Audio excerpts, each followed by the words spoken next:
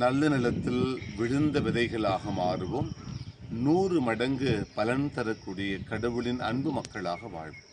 ஆண்டவரே, பிரியமான சகோதர சகோதரிகளே, நிலத்தில் விதைக்கப்படுகிற அந்த விதைகளினுடைய ஓமையை ஆண்டவர் இயேசு தத்ரூபமாக எடுத்து சொல்கிறார்.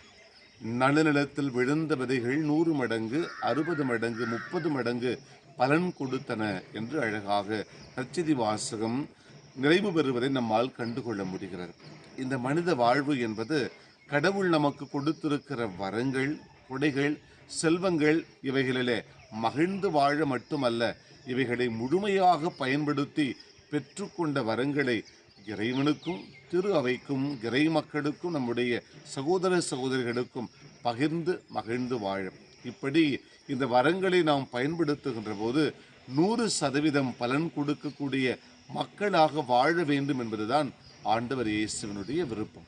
மன்றாடுவோம். அன்பை உருவான இறைவா, நாங்கள் நல்ல நிலத்தில் விழுந்த விதைகளாக 100 மடங்கு முழுமையாக பலன் தந்து உமக்கு உரிய அன்பு மக்களாக வாழ எங்களுக்கு அருள் தாரும்.